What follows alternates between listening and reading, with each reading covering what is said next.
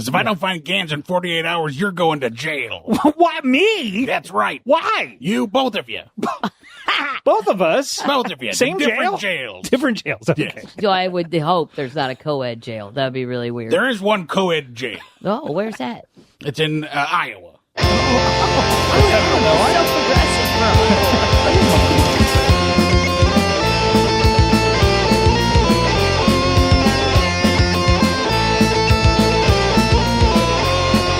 All right, now I'm recording. All right. Evan, are you ready to record the 195th episode of Rock Hard Caucus? I just said that, yeah. I'm trying to do a podcast intro here. I'm stepping on it. We are inching ever closer to episode 200, which, as we all know, is the mandated end of all podcasts. Once you reach 200, you're done. Yeah. We've already jumped the shark, so might as well. When did we jump the shark? Yeah, I was about to ask you that. It sounded like you had something in mind as our shark jumping moment. I don't know. Probably when Bernie lost the primary. Damn, we jumped the shark a long time ago. Huh? Yeah, that's right. Yeah, like 4 years ago. Yeah. More like probably, 5. Yeah. Yeah, I guess right when COVID hit. Yeah, so it's all been shit since then. The last we were probably 20 episodes in at that point. my perception of time is very skewed. I think we've had a lot of fun stuff since then. Yeah. Primarily OPAC. I don't think we've actually OPAC, that was fun. All right, but yeah, we obviously time continues. It's endless march, and so there are still events worth discussing and ridiculing and laughing, but kind of feeling bad about. That's the vibe right now. Is you feel really bad, but you gotta laugh. Yeah. If you don't find something to laugh at, you're gonna cry. You're gonna cry instead of laugh. I mean, that's no fun. I've never cried ever. Yeah. I think I've even cried on the podcast a couple times. Actually, you know what? Let me just say this. Every episode I have tears in my eyes for the entirety. I'm taking this stuff seriously. On the podcast. I've cried a lot in real life, but not in the podcast. If you want to see us cry, we will cry on May 7th at the Rock Hard Caucus live show at Film Scene. That's my promise to command? You. I probably could. I'm not going to do it now. That'll ruin the episode. But I can probably cry. Okay. I bet I can make myself cry at the show. All right. On May 7th, make sure that Justin cries. I definitely can't cry on command, nor would I really want to. Actually, especially you know what? In public. I think especially if I pay attention while Will's documentary is screening, I bet I can cry that easily. Oh yeah, that's true. Yeah, I got a little choked up watching that too. Yeah. Maybe it won't hit me as hard the second time, but I bet I can drag some tears out of my eyes. An Oscar-worthy performance. All right, yeah, so come to the live show May 7th, please. It's at Film Scene in Iowa City. We'll be watching a bunch of fun stuff and something that might make you cry. That's a bit of a teaser. Do you want to cry in public? With me? We'll cry together. All the proceeds are going to the Iowa Trans Mutual Aid Fund. So please spend as much money as you are able to. Well, let's talk about news. Well, some of this isn't really news. Let's just talk about a bunch of bullshit. Okay. The first thing that I have on our agenda today, I don't want to talk that much about, but Ashley Hinson, representative of Iowa's 1st congressional district, or maybe it's 2nd now. They've switched, right? Yeah, I believe so. Marinette Miller Meeks is the 1st now. I'm in the 1st, and the Cedar Rapids district is 2nd now. Yeah. Anyway, Ashley Hinson gave a town hall in Mason City, Iowa. Actually, I'm surprised Mason City is part of that district. It seems like, I don't know. It's kind of far west, isn't it? West. Mason City's like kind of central north. It might even be more on the east side. It is just, it's like just east of the center line. I was thinking it was a little bit further west than that. But it's like the edge of the congressional district. Anyway, Ashley Hinson, Mason City. She did a town hall. This has been like a regular thing nationwide since Trump went into office. These Republicans do these town halls just to get yelled at. Yeah. It's a pretty great system, honestly. I guess, do these serve any purpose? It's just a place for you to yell at. I mean, I think yelling at people in public is a good, that serves a purpose, right? Just letting them know how much we fucking hate them. Right. That's what Bernie, that's like, We hate fight oligarchy. We hate you. We can, I mean, it's an opportunity to go yell at them. But I guess what I'm saying is like, they don't really feel shame or anything. They about don't do that, anything. Right? Yeah, no. It doesn't influence their behavior, I don't think. You're not moving them on any positions. So I guess, Maybe. I don't know. If you go to one of these things and yell at your congressperson, like that's good. But I hope that you get something else out of it, like, maybe meet some people who also were there to yell at them, and like maybe you can, I don't know, do something locally together that could maybe help. I mean, look, doing stuff that has no purpose, I do that all the time. I'm not like shaming anyone. It's just like why are these events even happening? Why are these members of Congress even holding these town halls? Does it make them look good in some way? Like, oh, I can handle the criticism. Yeah, I do wonder if maybe they're like hoping that like someone goes too far and then they can spin it for sympathy. Maybe. But I don't know. Not a lot of sympathy going around for them right now. No, which is good. Okay, so Des Moines Register reported on this. Brianne Pfaffenstiel, one of our closest friends. Representative Ashley Hinson defends Donald Trump's agenda despite heckling at fiery Iowa town hall. Members of the audience began to jeer and heckle U.S. Representative Ashley Hinson almost immediately as she spoke at her first in-person town hall event since her re-election. And it didn't let up for the hour-long event. I mean, that sounds really fun. Yeah. Well, it's not for the representatives. It's for us, That's the, like you said, kind of. Yeah. It's about expressing ourselves and, maybe banding up together against these fucking freaks. Do they think of this as like a vent? I mean, like Ashley Hinson, does she think of this like, if I give them an hour to just yell at me, like that'll sort of let some of the pressure off? They're not going to do anything more than that. I don't know. Like maybe it would be even worse if she didn't hold an event like this, and maybe somebody would just stew in their own negative thoughts towards her and maybe manifest something worse happening to her. I don't know. I mean, I don't think that's going to do the trick. I think there's a lot of people who don't show up to those events who also hate right. Their representative. Right. Although there was a smattering of supportive applause throughout the 183-person crowd, it was often drowned out by boos and derisive outbursts. "Fix our 401ks," one person shouted. Yeah. That's a good one. Fix our 401ks. That's her job. Yeah, I don't know about that. I think that might be happening kind of above her head. I think the 401ks are fucked.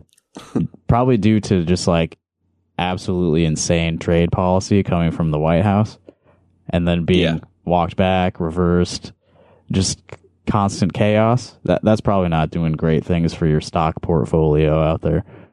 Hinson refused to water down her support for President Donald Trump or Republicans' legislative agenda in Congress, despite the fiery opposition.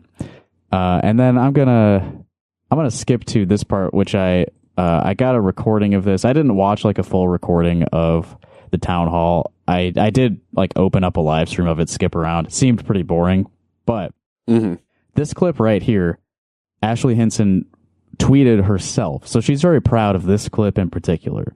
So I thought this was worth listening to on the show. The audio is terrible. That was the first thing that jumped out at me, is like she's sharing this video on her Twitter and you can barely hear what she's saying. The president is fighting for you, and I do think that God saved the president in Butler, Pennsylvania for a reason. He saved the president, and I believe the president is working with us to help save the country.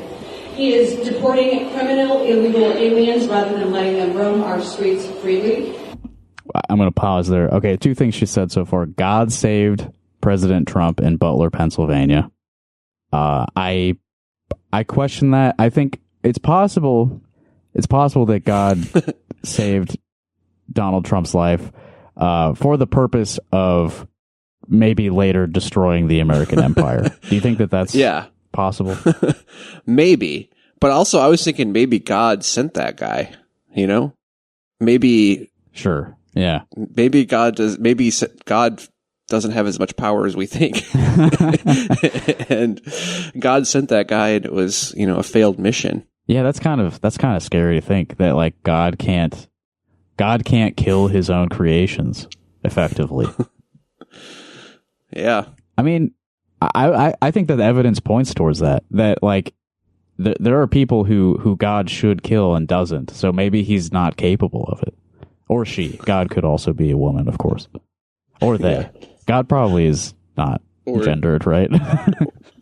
God probably doesn't exist. What? Oh wait, hold on. What?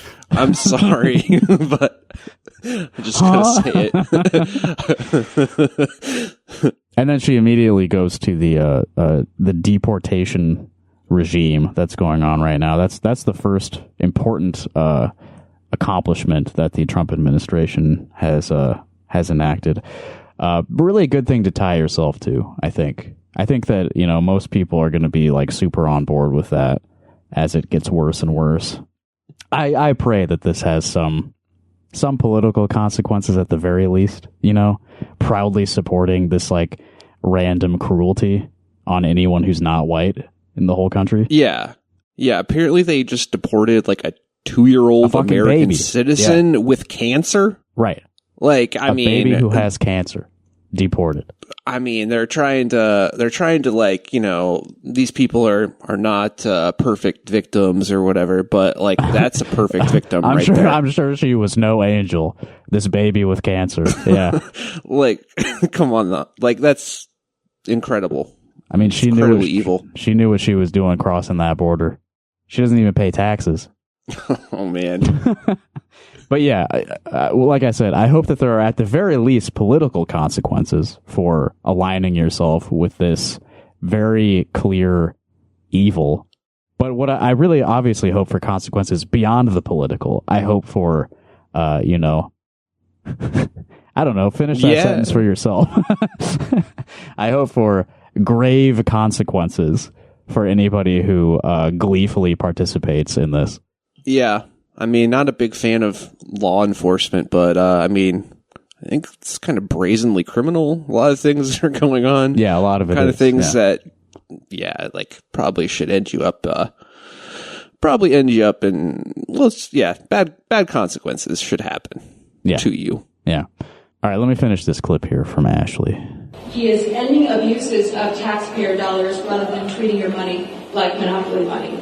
He's unleashing American energy to get those costs down for working families, and he is protecting women and girls instead of trying to erase us. Whoa, what the fuck? Yeah, the end of that is really good. Like, I don't know if that's somebody coughing violently or if this is one of the outbursts that the Des Moines Register article is all about, the constant derisive shouting. But it's a good moment to start your derisive shouting after she claims that Donald Trump is protecting women and girls. Yeah, I mean, that's pretty good reason to start yelling at her. Yeah, shut the fuck up, you idiot. Of course, what she means by that is belittling, ruining the lives of, and erasing trans people. That's, of course, what protecting women is all about. Yeah. The proud president rapist is out here protecting women. But that's just a perfect clip. I'm glad that she shared that. I'm glad that she's proud of that clip where she just sort of defends the president on 5 very stupid points and then somebody screams. Yeah. She's not a good public speaker either. That was surprisingly bad. Yeah. Pretty bad. Just like reading off of a script. Yeah, given that her career prior to politics was, you know, reading a script. Right. That's you true. think that she could maybe do that a little bit more effectively. It's just not, the energy's not there. I think I've only seen her speak in person in this type of context maybe once. She spoke at a Trump rally I went to, and I was disappointed. She's not too good at this, but yeah, I mean, she probably didn't want to be there at all to begin with.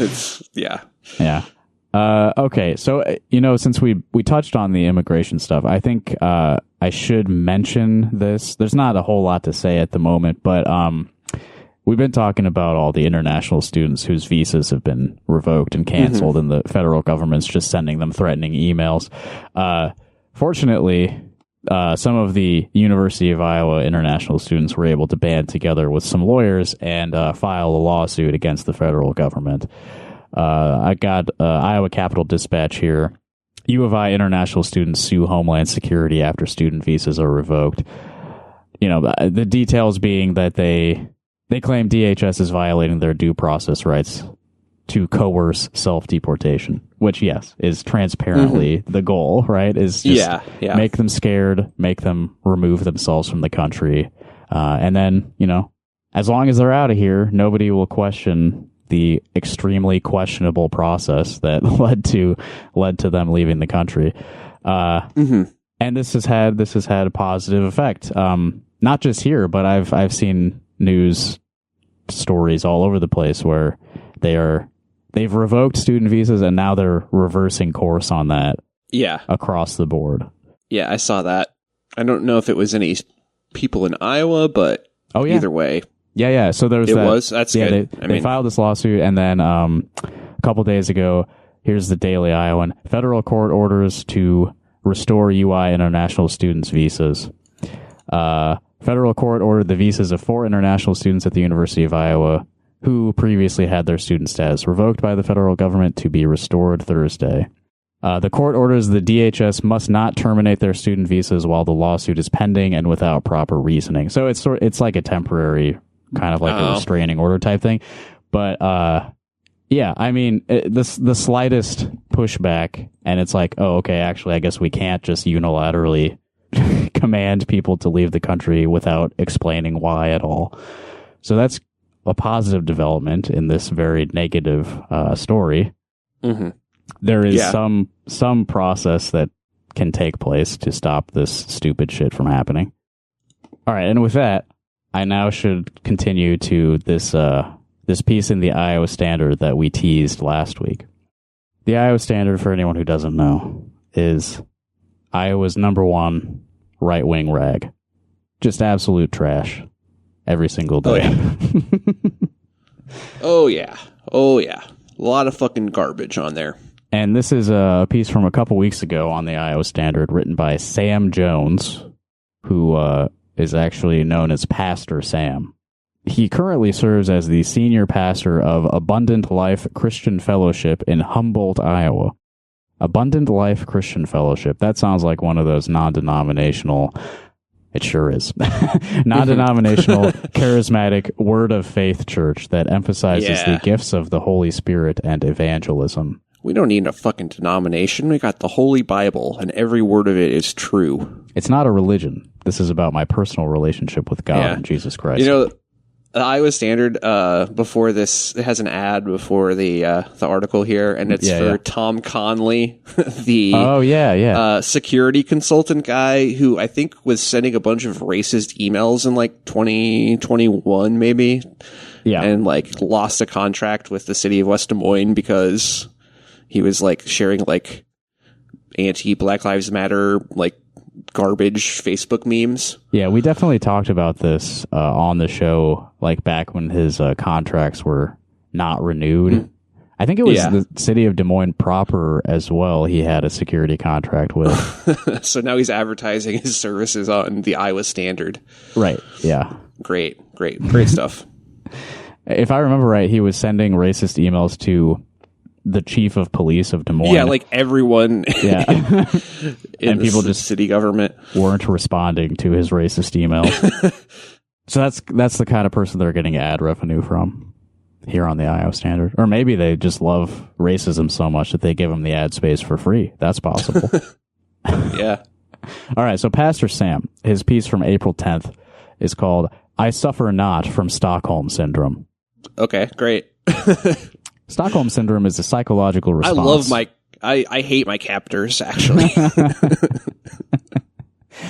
Stockholm Syndrome is a psychological response where victims bond with their captors. This is perhaps one of the most dangerous delusions a person or a society could fall into, as it not only perpetuates the harm done to the victim, but it turns the victim into the greatest ally of the perpetrator. This is dangerous, destructive, and prolongs destruction, right? Because it's destructive. It prolongs destruction to ensure the maximum harm is done. Okay, I'm assuming that this is some sort of metaphor, maybe. What in American society, or even here in Iowa, do you see as a potential, like, captor-captive relationship? Like, I don't know, like, my mind automatically goes to, like, the, owner-worker relationship. Yeah, kind of a, Stockholm Syndrome thing. And a lot of people who have jobs suffer from Stockholm Syndrome. Oh, like, for sure. I actually like my boss, and it's like, come on. Yeah. I fucking hate when I accidentally start saying, like, we in emails. I'm like, that's not right. Like, I need to be for myself only and for my other, downtrodden coworkers. Right. Yeah. Not for we. Like, we're not on the same team as management. Yeah. And clearly, like, Pastor Sam is a religious man. I mean, I assume if his job is to spread the word of God. Are we maybe like victims of God as well as God, our captor? He's got us trapped here on this little ball. Yeah, I mean, if you praise God, that could be a thing. Are you suffering from Stockholm Syndrome? Depends on how good your life is. If your life is really, really shitty and you're praising God, then you might have Stockholm Syndrome. Yeah. But if you're on top of the world, if you're the one doing the oppressing, then then God is a great captor. That's God's favor shining down on you if you're like a prison guard for the rest of us. You know the story of Job, right, from the Bible? I've heard the name. Yeah, Job was a very faithful man, and God and Satan had like a wager over Job's life, and Satan was like, if you make a bunch of shitty things happen to Job, he will renounce his faith. He will no longer have faith in you. And God was like, oh yeah, watch this. And just fucking ruined Job's life many times over. Interesting. And Job never, denied God. This is an Old Testament thing. Sounds like Stockholm Syndrome to me. Yeah, I think that Job had Stockholm Syndrome. Like, he's ruining it. Like, this is God directly intervening in Job's life to make it worse. Like, killing his family, destroying his home and stuff. And Job was like, my faith does not waver. That's Stockholm Syndrome, I think. Yeah, I think so. Okay, anyway, back to Pastor Sam's words here. I believe this is exactly the delusion conservative Republicans are facing in Iowa. In Iowa, we have a supermajority in the legislature. We have an all-Republican appointed Supreme Court. And, of course, we have the crown jewel herself in Governor Reynolds. This was before she announced she was not running for re-election, I believe, April 10th. But what has all of this gotten us? More funding for the Marxist machine. Check. Okay, I feel like I need a citation there. What is the Marxist machine? What is the Marxist machine? I assume he's maybe talking about public schools. Yeah. I think he's probably just talking about the government. The government. Look, we have a supermajority in the legislature, and there's still a fucking government. Yeah, they're still doing stuff. Keep homosexual marriage intact. Check. Make sure abortion is safe, rare-ish, and legal. Check. And ensure draconian COVID powers are reserved for future use against us. Check. All very normal concerns. I mean, this guy should be running the Republican Party. Yeah. I will say, for many of those things, two of them in particular, gay marriage and abortion, and, I'll say public school funding as well. not for lack of trying. There are certainly members of the Iowa legislature proposing bills to reverse course on those things to, how you would like things done, Pastor Sam. It's just, this is such a cool article. Like, despite the I'll use his word, draconian restrictions on abortion that have been enacted in Iowa recently, it's not good enough for him. Yeah. It's absolutely insane. You can't get an abortion after 6 weeks in Iowa right now. And to Pastor Sam, that is an abomination in God's eyes. We, the people of Iowa, are not getting what we voted for, or at least thought we voted for. We are getting the opposite. What Iowa is... I would love to live in the world of this guy. Well, I mean, whatever. I wish we were getting the opposite of what we're getting right now. Right. Yeah. This is like probably 95 to 99% of what he wants, and it might as well be zero. Yeah, I wish that they fed the Marxist machine whatever it wants. I mean, I want that Marxist machine to be strong as fuck. Yeah. We are what Iowa has been saying on the ballot and in their platform for years now is that we want to return to sanity, a place where you cannot murder a baby without being punished. No, you can simply deport the babies that have cancer with no due process at all. Not to bring that up again, but what would be the due process of a baby with cancer being deported? Right. I think the reason they're not doing due process is because the result would be, don't deport the baby with cancer. Yeah. In fact, a lot of things that they're trying to do would be stopped, or even like they're being told by courts to stop. And right. Doesn't really do much. Yeah. It's kind of like we're having a constitutional crisis right now. I've heard the term used recently, the constitutional crisis. Yeah. I mean, I think it's bad that they're ignoring the courts on any of these things, but they are sort of like picking their battles and digging their heels on like a couple of things. Like the courts, and they're also do still have some authority here that's being recognized. Yeah. They're also like really lazy. Like, I feel like at a certain things are just like, they're too lazy to even fucking fight over. Sure. Yeah. I mean, there's like super ideologically driven members of this fascist regime who like really want to do this stuff, and then there's some who are like, yes, we need some like big, spectacular moments to point to, like we are delivering on this fascist agenda, but they don't actually really care about it. It's only just like. We need to look like we're delivering the goods here. Not that that's any better. I'm just saying, like, that's where that laziness comes from. Well, there's a lot of people, who are out for themselves and not exactly. really for, the greater project. Which I don't think is uncommon in, like, a super right-wing government. Like, no. Yeah. That's kind of what the ideology leads to. I mean. Right, yeah. Although, now that I'm... Okay, I said a moment ago... They're not sending their best fascists. Yeah, I think the problem is that they're just... Most people who ascribe to this type of thinking are not like the best people in most regards, Right. But I was saying, like, the courts do still have some authority that's being recognized. Not to ignore that they did arrest a judge in court, like, yesterday or the day. It was like Friday, maybe, for not helping ICE enough, I think is what happened there. Yeah. As they tried to. Interrupt court proceedings to arrest and deport somebody. Yeah, I saw fucking Greg Gutfeld on Fox News was like implying that judge had like sex with the person that they were supposed to have like helped avoid whatever immigration process or whatever. Like I don't. Yeah, that's just fucking absurd. Well, you got to consider he's a brilliant comedian. Yeah, he's telling really good jokes like that. I mean, yeah.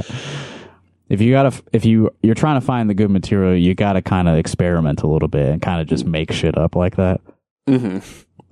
Okay, a return to sanity, Pastor Sam, a place where you cannot murder a baby without being punished, where a family unit starts with a husband and a wife. Okay, so that's this like anti-gay marriage thing. where the government can't shut down your church or livelihood because they are afraid of the sniffles. So much COVID resentment still, despite so little restrictions here.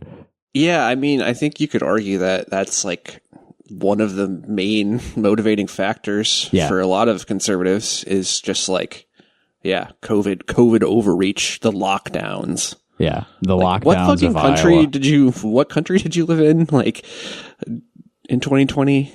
Yeah. Like, I don't remember any fucking lockdowns, to be honest. Yeah, I mean, I what they don't really recognize is like most of that was by choice, by like even citizens. in blue states. Yeah, yeah. They're not like preventing people from leaving their homes. No, they might be encouraging people to stay at home, but yeah. And I mean, there were like some restrictive laws about like capacity of public spaces and whatnot, but it was so temporary and it was never enforced. And most of the actual like behavior was done by choice, by individuals like making decision for their own health. Anyway, yet here we are, the state of tort reform and ethanol subsidies. But this time we're wearing red jerseys. What is he even getting at here? I'm confused. Yeah, this is like a sports metaphor, I think, right? So I was hoping you might understand. No, I just don't know what is he pro? I mean, usually those guys are, I can't tell if he's pro tort reform or pro ethanol subsidies. I mean, I'm guessing not, but I don't know. I feel like conservatives are always talking about tort reform, at least in reference to like healthkh. Yeah, he's got to like tort reform. Yeah, like we don't want doctors to ever have to. I mean, that's like definitely the main thing that's causing healthcare to be expensive in this country is that doctors are afraid of getting sued too much. Here's another great metaphor. When I go to a restaurant and order a 16-ounce ribeye, I would be quite offended if they brought back a Salisbury steak. Well, I wouldn't be offended. I would just say, I don't think I ordered this. Actually, I personally wouldn't say anything. I'd just eat the Salisbury steak. But yeah, you don't have to be offended. You can just say, oh, I actually asked for something else. Yeah. It's not the worst thing in the world, you know? Right. In fact, there's not really that much. I mean, a Salisbury steak is just a steak that has like... It's just kind of wet. Like sauce and mushrooms and stuff on it. Yeah. Like, it's not that different. It's pretty much the same thing. But here in Iowa, we are not only not getting offended, we are praising the chef who put the Salisbury steak in the microwave and calling them brilliant. Don't believe me? Just take a listen to the praises that are heaped upon our governor. Many say Sorry. That's on you a little bit. If you go to a restaurant and they put a Salisbury steak in the microwave, like, you didn't have to eat there. I don't know if this metaphor really works. I don't think going to a restaurant is a good metaphor for, our government isn't a restaurant. Yeah. Yeah, I mean, voting is not selecting an entree on a menu. Yeah. I have heard a lot of metaphors like that. It's like, hey, do you want to order the shitty slice of pizza, or do you want to order the fucking shards of broken glass, fuck you in the ass pile of shit? Yeah. Yeah, usually that metaphor comes up when someone's trying to shame me into voting for Democrats. Right. Many say she is the best around, Kim Reynolds, or only behind the man from Florida. Yeah, I think people who put DeSantis and Kim Reynolds as their number 1 and 2 are hopefully a minority in this country. Yeah, I feel like, I don't know, the pro DeSantis like crowd have been like this guy is like he's on a different planet. He's not even like on the same page as, the rest of the fucking MAGA movement. Right, yeah. The pro-life orgs sing her praise, and don't get me started on what the legislators say about her. You would think she had achieved sainthood. Do the saints mean a lot to you at your non-denominational evangelical Christian church? I would think sainthood is, kind of like idolatry to you, right? Yeah. I, on the other hand, do not suffer from Stockholm Syndrome. I am old enough to remember that she proclaimed that same-sex marriage is settled in 2018. Is it any wonder we haven't seen any legislation make ground on getting this turned around? For those wondering, she wasn't saying it was settled in the courts of heaven. She was saying the court in Des Moines is supreme, even over the laws of God. Okay, man. Yeah, I personally I wouldn't say that the court in Des Moines is necessarily that important to me and what I consider to be like ethics, morality. But I gotta be honest, I do think the Supreme Court in Des Moines ranks higher than the laws of God to me. I agree. Yeah, they have a lot more control over my life. Yep. And I think the reason that she said that in 2018 is that we were sort of in like there was a brief period where people were kind of just chill about gay and trans stuff. Mm-hmm. There were a few years where everyone was like, yeah, let's whatever, just let it be. And then it seemed like guys like Pastor Sam decided to really like press the pedal down and just get really, really loudly bigoted. And unfortunately, that's got a lot more influence now, a few years later. Yeah. Perhaps the greatest area the Stockholm Syndrome is seen is in the area of COVID. The Voices of Iowa will tell you that our great governor was one of, if not the, best when it came to the dystopian world of 2020. My question has been steady and consistent. Do we grade tyranny on a curve? Did she not close down churches for 6 weeks, clearly violating the Bill of Rights? Were businesses not shut down? Man, I'm sick of these purity tests. I can't believe I'm still focusing on these ideological purity stuff. Yeah. I'm glad he included the amount of time there. 6 weeks. 6 whole weeks, yeah. You are mad about 6 weeks 5 years ago.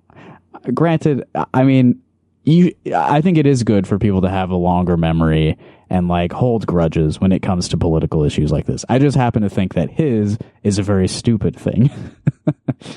Yeah. Very stupid. Oh, we had to do church on Zoom for 6 weeks. 6 weeks. That would put you in like 6 weeks. In like May of 2020. You just go right back in. Right. Congregation all coughing on each other. A year-long fucking outbreak. You know, church congregations typically have a lot of elderly people in them. Mm-hmm. A lot of old people hanging out at church.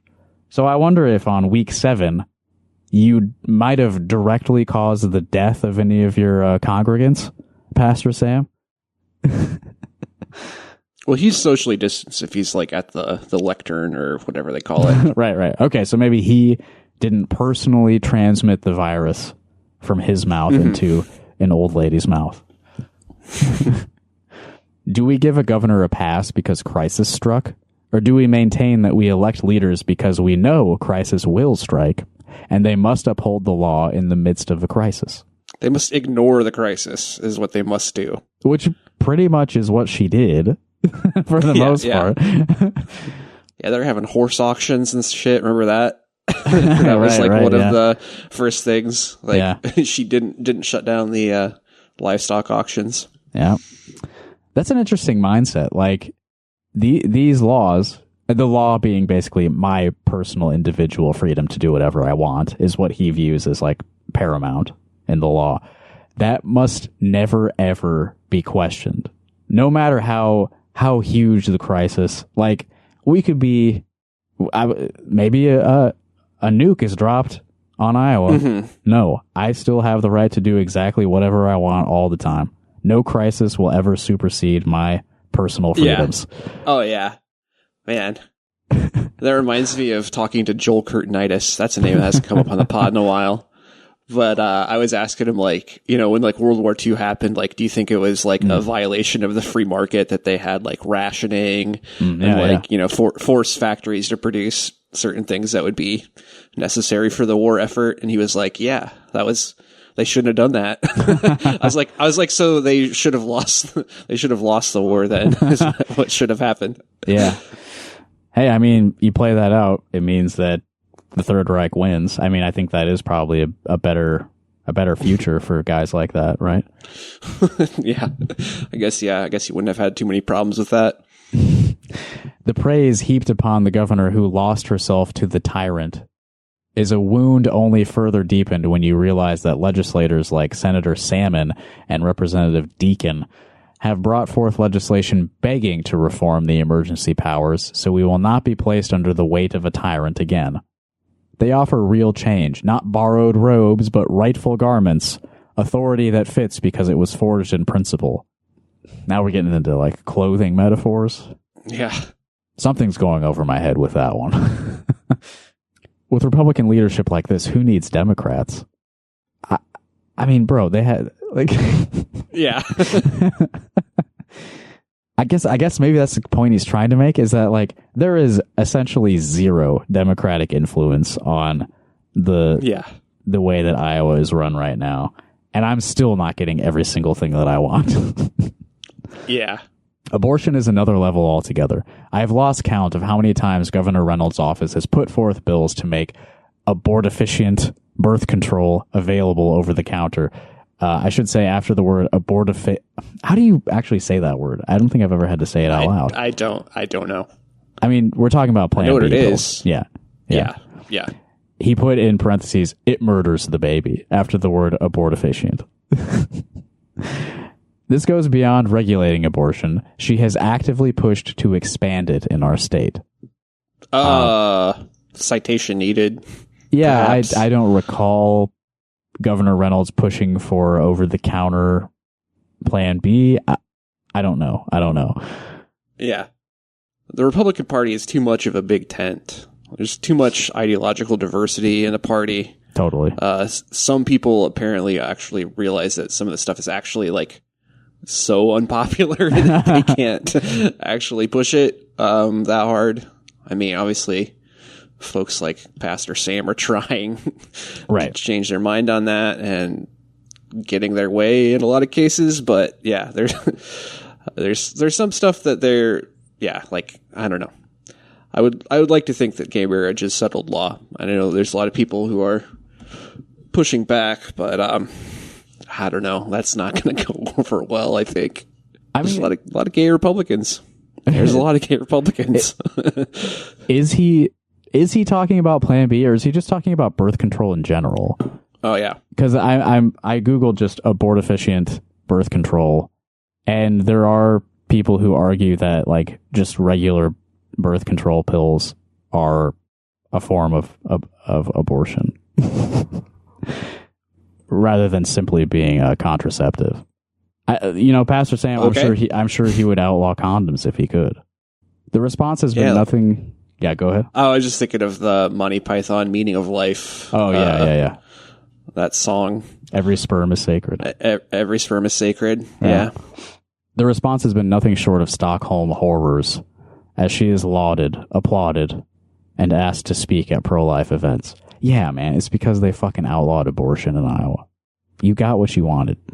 Clearly, the praise our governor receives is nothing more than borrowed robes, the costume of a righteous ruler worn by one who will not govern in truth.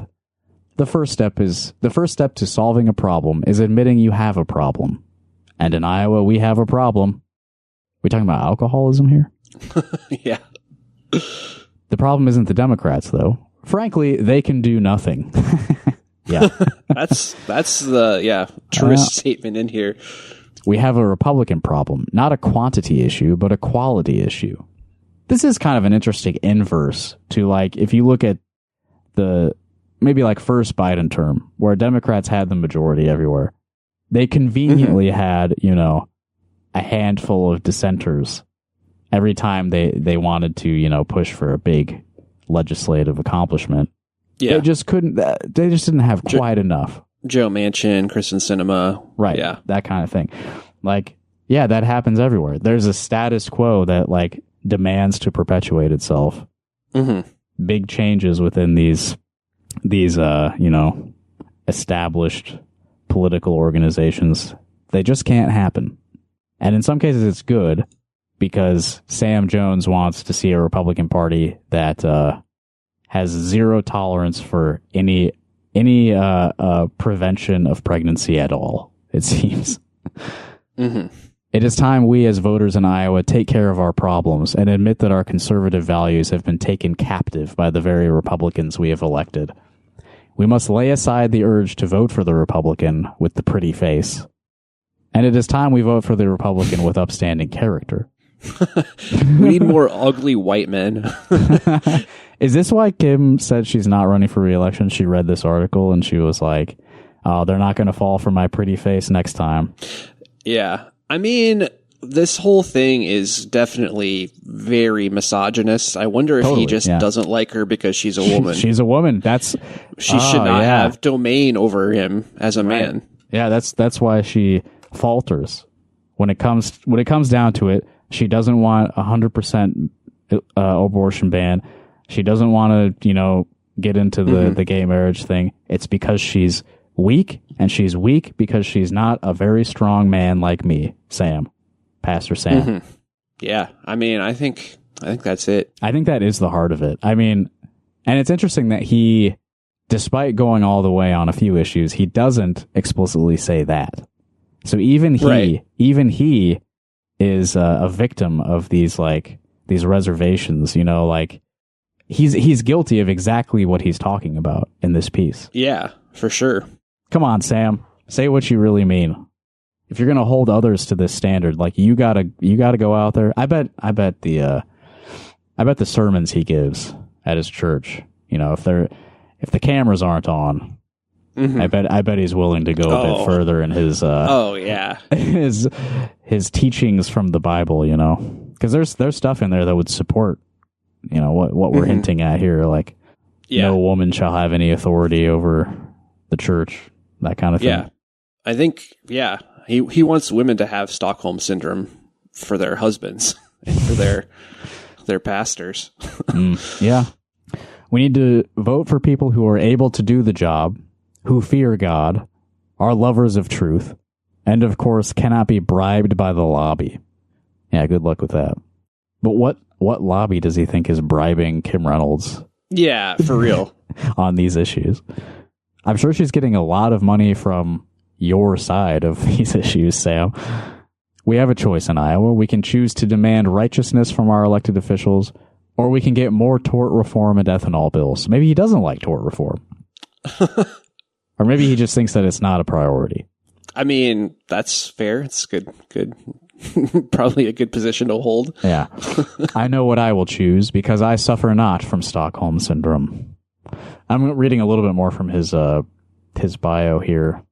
He's most known for his teachings on the 4 spheres of delegated government and being a voice for the pre-born. 4 spheres of delegated government? The 4 spheres. That sounds a little kooky. Yeah, I hope he's got a rap album about the 4 spheres of delegated government. Yeah. Oh, Pastor Sam is an avid podcaster and has been known to dabble in radio as well.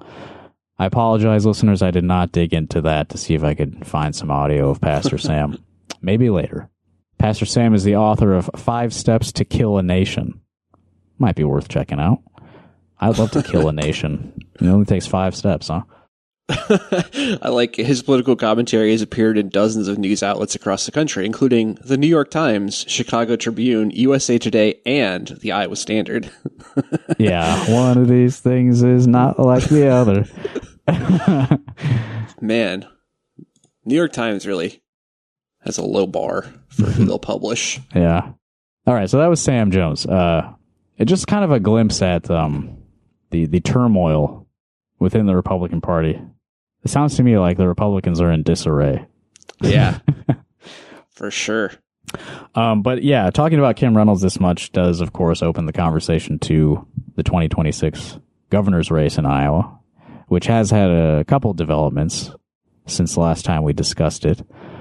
Brad Sherman, who declared a while ago that he was going to be primarying Kim Reynolds, I do want to mention that he contributes regularly to the Iowa Standard, so I believe he is their candidate. He is this standard bearer for uncompromising far right politics in Iowa. Brad Sherman, former state rep, I believe he was in the Iowa House for a while.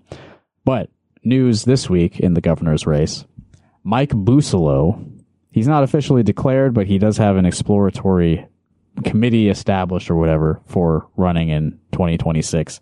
Mike Busolo. You may have heard his name sometime in the last few months, either on this podcast or just if you pay attention to Iowa news at all.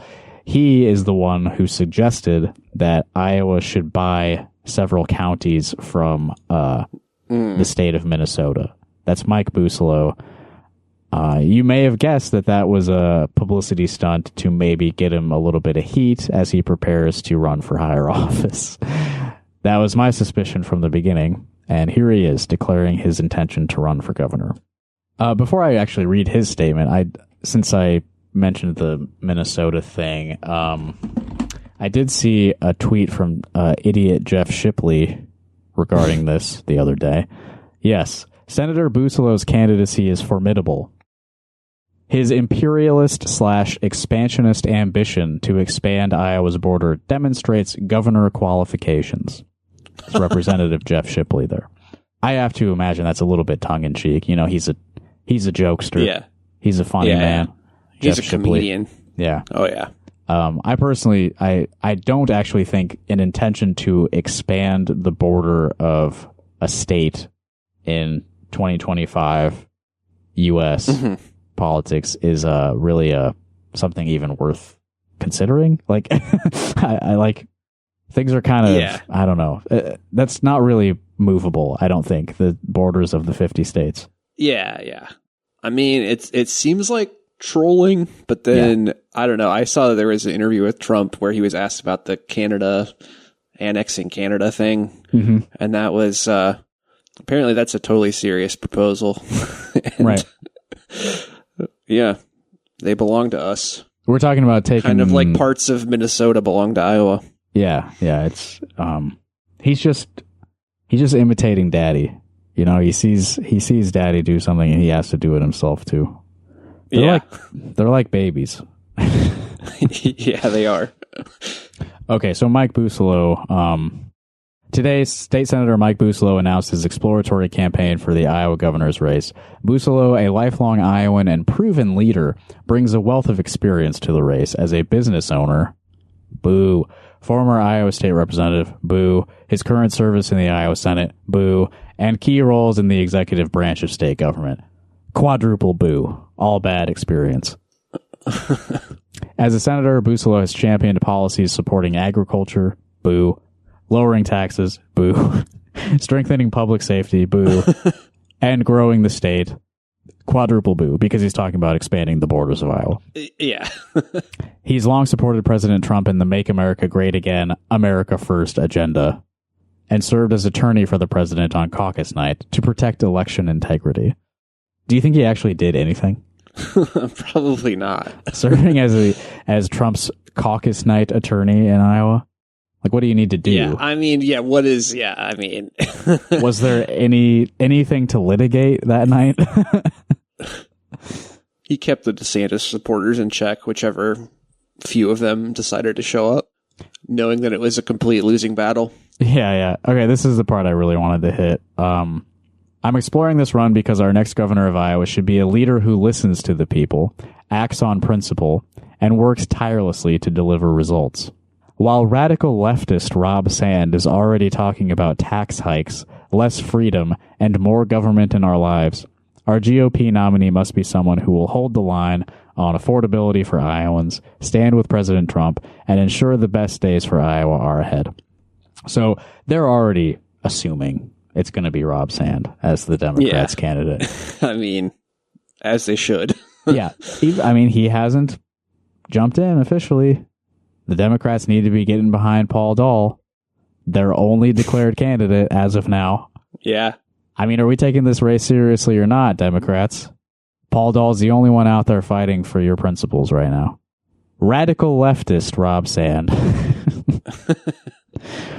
I mean, this is cool because it's just another piece of evidence that it does not matter at all what you say. No matter what you do. Yeah.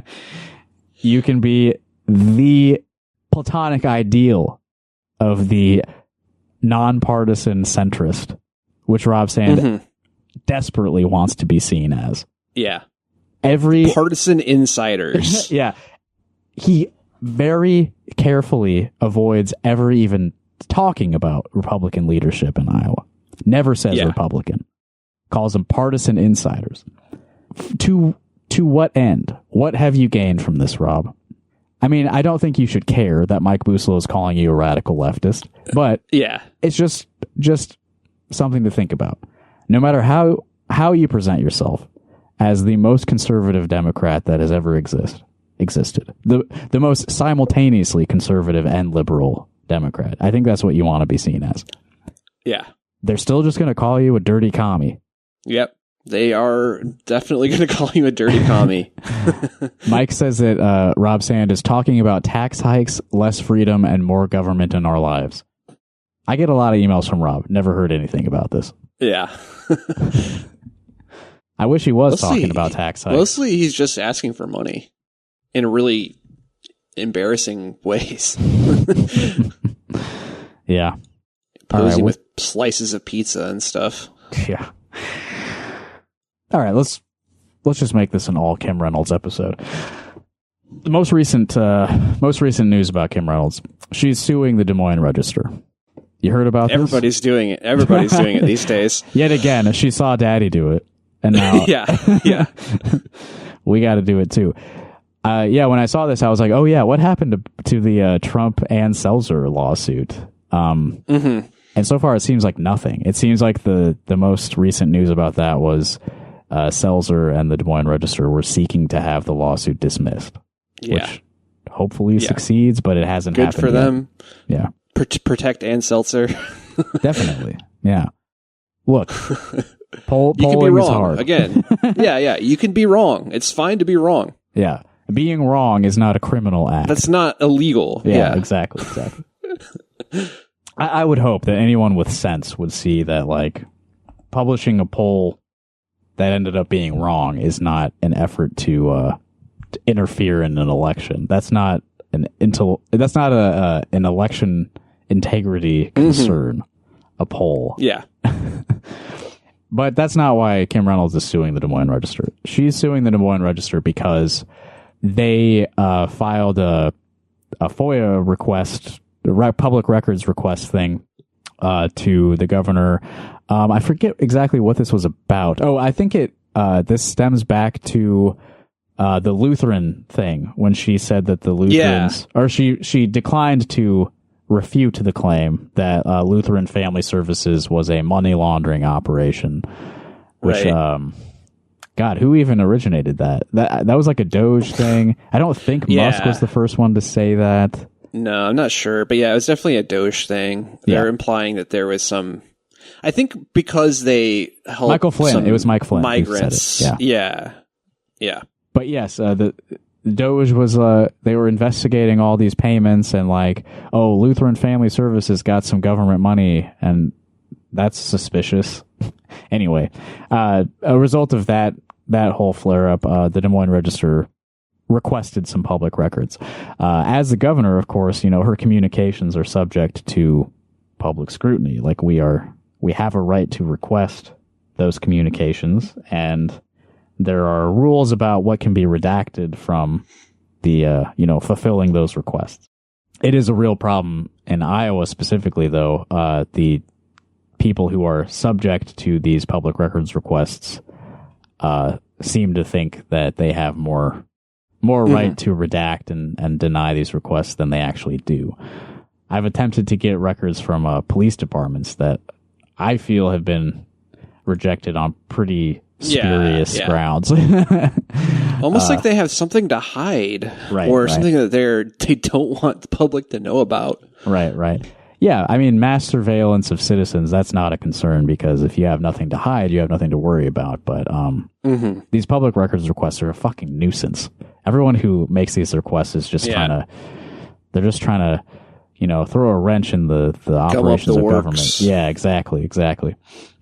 Okay, so they made this request, and some things were redacted, and I guess the register has pushed for you have no grounds to redact these documents. So as a result, Kim Reynolds has sued the Des Moines Register to block what she says are overly intrusive record requests from register reporters. The lawsuit asserts that several records the register sought under Iowa's open records law are subject to executive privilege, a legal doctrine protecting a government executive's right to obtain candid advice from advisors without fear of public disclosure. I think this is pretty unusual for a governor to claim this. Yeah. While federal courts have recognized executive privilege for the American presidency, Iowa's open record law does not include an executive privilege exemption.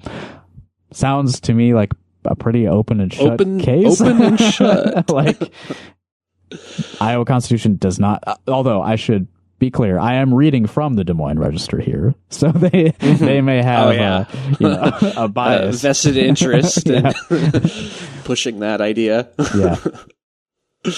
The root of the dispute began February 5th when Reynolds testified before the House Oversight Committee, and it gets into the Lutheran thing. So the Register filed a records request on February 11th seeking emails from several senior Reynolds advisors that mentioned the Lutheran services controversy. So having made these requests myself, I can see exactly how they worded this. It's like, please send me any emails between this date and this date. The dates being like the first time where she declined to say that Lutheran Family Services is not a money laundering operation. And then it was like maybe a week later, she put out that statement that was like, oh yeah, they're not a money laundering operation. So obviously, I think it's in the public interest to see like what conversations were had in between those two public statements that she made, you know? So you put that date range, you say from any emails Kim Reynolds received from this person that mention these words, the word Lutheran, you know, that's an effective public records request, you know, date, people, subject. That should get you exactly what you need. Yeah. Reynolds' office ultimately produced more than 800 pages in response to the request, but withheld 4 emails, each with the subject media prep doc, under an asserted executive privilege. Acting like 4 emails, like that's just too far. Those 4 emails would just be too much of a burden for us to release. It's too much work. That's kind of, I read a little bit of the brief for this lawsuit, and that's kind of one of the points that they make is like, well, I mean, we fulfilled this request. We gave them over 800 pages. It's not like we didn't give them what they wanted. So I think they maybe intentionally made it an extremely large, response. 800 pages of bullshit we don't care about, and then like the actual thing we asked for is redacted, is basically what this looks like to me. Narrow privileges, this is from the briefing here. Narrow privileges guaranteed by the Iowa Constitution's separation of powers clause are vital to ensure that elected officials can speak candidly with senior advisors or constituents without fear of their communications being disclosed. I don't feel like you need to have that right. Like, yeah. Especially with constituents. Like what I've seen from these disclosures is like sometimes names of constituents are excluded and like contact information, because that's not really necessary to disclose, you know. But the content of emails from just random people to government officials is disclosed all the time in these requests.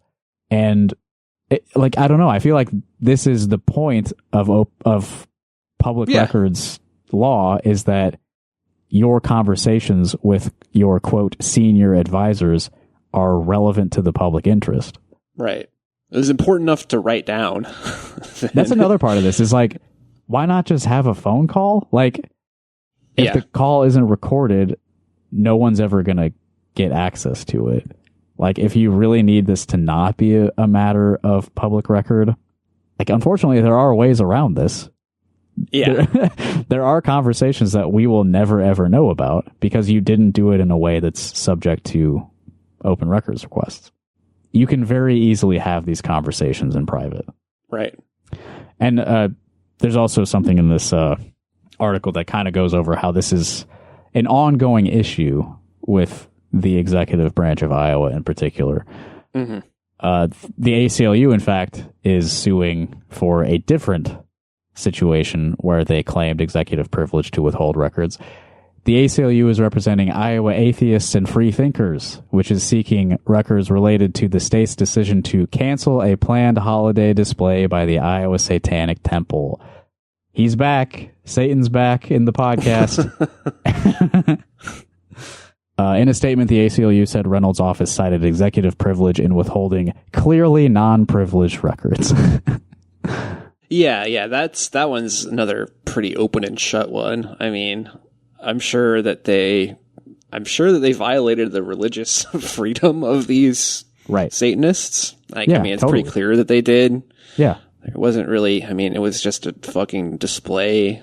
Like, it wasn't really, there wasn't any justification for taking it down other than if you perhaps endorse one religion over another. Mm-hmm. Yeah. The ACLU has challenged Reynolds over public records requests before. In 2023, it represented several journalists in a case that led the Iowa Supreme Court to find Reynolds' failure to promptly respond to requests had violated state law. So she's already got a losing record when it comes to fighting these battles in court. And so maybe that's why she's not seeking re-elections, because she's sick of her private communications being subjected to these awful investigations. She should be allowed to talk to her friends. Remember when she had that secret Twitter account? Yeah, I was thinking of that. That was a fun couple of days. I assume that all these people have burners, you know? Yeah. Burner email accounts, burner phone numbers, yeah, burner totally. Twitter accounts. Yeah. You think she doesn't have a second cell phone that the public doesn't have access to? Yeah. She hides from public records requests, probably. I remember that was interesting because it wasn't really a burner Twitter account. It was had her picture on it, her name. Yeah. Yeah. It was weird. Anyway, Kim, feel free to call us 319-849-8733. That would be a matter of public record, though, because those are voicemails. Whatever you say is recorded, so that would. Yeah. If you do call us, Kim, 319-849-8733. And we're definitely releasing it. Yeah. But yeah, maybe explain executive privilege to us, because it's not something that I feel I have a good grasp on. That's like a Nixon thing. That's already a kind of overreach, the executive kind of saying no, actually I don't have to comply with the law because I have executive privilege. Man, I'm waiting for those Kim Reynolds tapes. I'm sure that she's got a secret tape recorder under her desk. Probably. That was so awesome. Nixon was so cool. Yeah, that one of our best presidents. Just for the content produced by him. I mean, yeah. Secretly recording every conversation you have is podcaster behavior. It really is. Okay, that's really all we have time for today here on Rock Hard Caucus. I just mentioned the phone number. That was really for the listeners' benefit. I don't really expect Kim Reynolds to call in, but I do expect the listeners to call in. 319-849-8733. That is the Rock Hard hotline. We will not pick up when you call, but there is I think limitless voicemail inbox. It should never fill up, so you should be able to call and leave us a message whenever you want. Anything we talked about today that you had thoughts about, anything you feel we need to be corrected on, feel free to call and yell at us about that. We do have a series on our Patreon called Rock Hard Call Us, where we listen to that listener feedback. We listen to stories the listeners tell us about when they think undercover cops tried to bait them into smoking crack. That was a recent story that was from a listener that was pretty interesting. Sometimes people call and they just sing patriotic songs to us. That's always fun. Mm-hmm. So yeah, it's pretty open-ended. Call us whenever you want. 319-849-8733. We're actually having open auditions for Rock Hard Caucus Idol. If you want to record a vocals version of the theme song, that would be pretty sick. Yeah, look up the Song of Iowa. You can find the lyrics. Yeah, it's not just the not Christmas Auld tree Lang song. Syne. Yeah, or wait, is it Auld Lang Syne it's too? O Tannenbaum. Oh, okay, yeah. Well, they start similarly, right? For old acquaintance, Oh, Tannenbaum. Oh, yeah, they do. Yeah, similar beginnings. Different songs, though, different tunes. And there was a new episode of Rock Hard Caucus just a couple days ago. So if you go to patreon.com/rockhardcaucus, subscribe for just $1, you can get the audio. So it's not very expensive either. And it helps us to pay guests when they come on and stuff like that. Yeah, you can check out the Rock Hard Caucus series for yourself. See what it's all about. And there will be on Wednesday, this coming Wednesday, a new episode of Speed Freak Read Speak, where me and Tony, our friend Tony, we talk about Sonic the Hedgehog for a long time. This episode is over 2 hours long, so we really get into it. I have a little plug. Please. Iowa Movement for Migrant Justice. I'm a donor. I just got an email from them last week that Iowa MMJ has received a self-styled directive from the chairman of the Iowa House Government Oversight Committee. The chairman, Rep. Charlie Thompson, directed Iowa MMJ to provide confidential and sensitive information related to our work. The letter offered no basis or explanation for its purpose and included a demand not to talk about the letter with anyone. Wow. So after consulting with their legal representatives, they responded basically telling them that they can't provide any of the documentation that they were asking for because there's no valid legislative purpose for it. So anyway, I just wanted to say it's a great organization that does a lot of good work and is currently apparently being, questioned by our threatened, evil, clearly. conservative, fascist state government. So that's a good reason to support them. Yeah, I thought I was on their email list, but I didn't see that one. So let me make sure I am on the email list right now. Their website is iowammj.org for anyone who wants to find out more and support them. Oh, yeah. Don't forget about the live show May 7th. I know we mentioned it at the beginning of the episode, but we really would like people to be there at Film Scene in Iowa City in the big Chauncey building, the big glass tower, the big stupid rich people tower. Great home for the first Rock Hard Caucus live show. And that may come up during the live show. Mm-hmm. The location that we happen to be doing this show in might be relevant to the content of the live show. And a few days after that, if you can't get enough of live events, May 10th, I will be playing music at the venue known as Hell in Iowa City as well. So really fun stuff to do over the next couple of weeks involving me. Speaking of music, we like to close this show with local music as often as we can. And today I chose a song called A Different Path by local hardcore band Thought Wrong, who recently released, I guess I would probably call this an EP called Through All My Worst Days. 5 tracks, pretty short punk songs. Great local band. They just went on tour. They just got back from a tour after releasing this album. So I thought it was a good time to plug them here on the show. A Different Path by Thought Wrong. Check out the album at pokiesrecords.bandcamp.com. All right, that's it. You feel okay about that one, Evan? Did we get enough of our thoughts out there? All right. Yeah, I'm happy. I'm pleased. All right. If he's happy, you better be happy out there. God bless America. All right, go out on a high note. All right, see you. Bye, everyone. Thank you.